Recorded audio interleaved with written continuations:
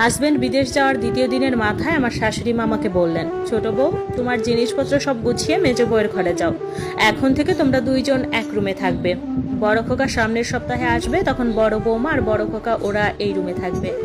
ওনার কথাটা শুনে আমি অবাক হলাম। বিয়ের পর থেকে 3 মাস এই ঘরেই ছিলাম, আর হাজবেন্ডের যাওয়ার 2 দিন না হতেই ঘর ছেড়ে দিতে হবে, তাও না হয় দিলাম, কিন্তু দুইজনকে এক রুম শেয়ার করতে হবে। কথাগুলো ভেবে আমি শাশুড়ি মাকে কিছু বলতে যাব, তার আগেই মেজো ভাবি আমাকে চোখের ইশারায় চুপ করতে বললেন। আমি আর কিছু বললাম না। একটু পর মেজো ভাবি ওনার ঘরে ডেকে নিয়ে গিয়ে বললেন, কি করছিলে ছোট বউ? জানো না এই বাড়িতে কেউ মা বাবার মুখের উপর কথা বলে না, তারা যা বলে তাই হয়। কিছু বললে উল্টা তোমার পরিবারকে ডেকে আরো কথা শোনাবেন। প্রথম আমিও ওনাদের এইসব অন্যায় আবদার মেনে নিতে না পেরে তর্ক করতাম। তার পরিণতি হিসেবে তারা আমার পরিবারকে ডেকে আমার নামে নানা রকম অভিযোগ দিয়ে অপমান করত। তোমার ভাইয়াও কোনোদিন কিছু বলতো না। এই সব কিছু সহ্য করতে করতে একসময় মা বাবার সম্মানের কথা ভেবে আমি চুপ করে গেলাম। তারপর থেকে আর কিছু বলি না। তুমিও অযথা ওদের সাথে মুখ লাগিয়ে ঝগড়া অশান্তি করো না। আমি বললাম, ভাবি, আমি তো খারাপ কিছু বলছি না। বিয়ের পর মেয়েদের একটা পার্সোনাল ঘর তো অন্তত দরকার। আপনি চিন্তা করবেন না, আমি ঝগড়া করব না। দেখি আজকে বিষয়টা আপনার দেবরকে বলে কি বলে। মেজো ভাবি বললেন, আচ্ছা, যা করবে ভেবেচিন্তে করো। রাতে আমার স্বামী আরহামের সাথে ফোনে কথা বলতে বলতে বললাম, আরহাম, মা এই ঘরটা ছেড়ে দিতে বলছে আমাকে, তারপর মেজো ভাবির সাথে থাকতে বলছে। আরহাম বলল, ও। আমি বললাম, ও মানে? তুমি কিছু বলবে না? আরহাম বলল, কি বলবো, মা যখন বলছে তখন শুনো। আমি বললাম, মানে? শুনবো মানে? প্রত্যেকটা মানুষের প্রাইভেসি আছে। এইসব কি উদ্ভট নিয়ম?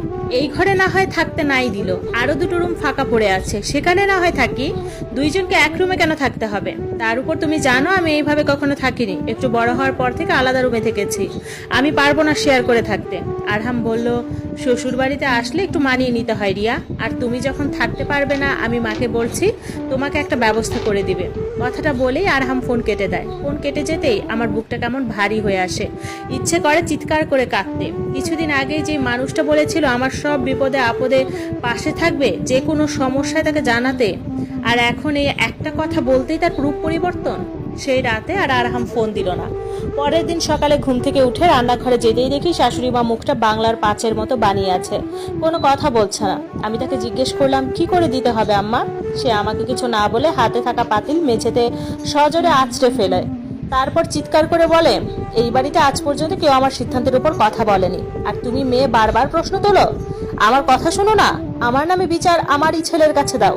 শোনো মেয়ে, এই বাড়িতে থাকতে গেলে এসব চলবে না। আমি স্তব্ধ হয়ে বললাম, নিয়ম ভাঙার মাঝেই পরিবর্তন হয় আম্মা, আর আমার মনে হয় না আমি কোনো অন্যায় করেছি। স্বামীর বাড়িতে একটা আলাদা ঘর পাওয়া বউদের অধিকার। তা আপনার এই আজগুবি নিয়মের জন্য কেন সবাই স্যাক্রিফাইস করবে? আজ পর্যন্ত না হলেও এখন নিয়ম বদলান। সময় পাল্টেছে, প্লিজ আপনিও পাল্টান।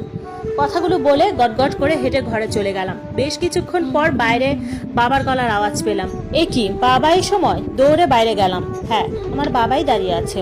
শাশুড়ি আমার নামে নানান কথা বলছে, বাবা মাথা নিচু করে দাঁড়িয়ে আছে।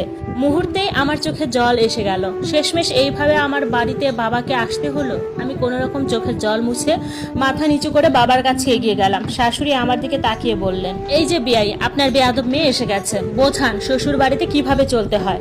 বাবা একবার আমার দিকে তাকিয়ে চোখ নামিয়ে নিলেন। এটা দেখে আমার বুকের মধ্যে ঝড় বইতে লাগলো। তখনই বাবা ঠান্ডা গলায় বললেন, রিয়া, তোমার জামা কাপড় গুছিয়ে নিয়ে এসো।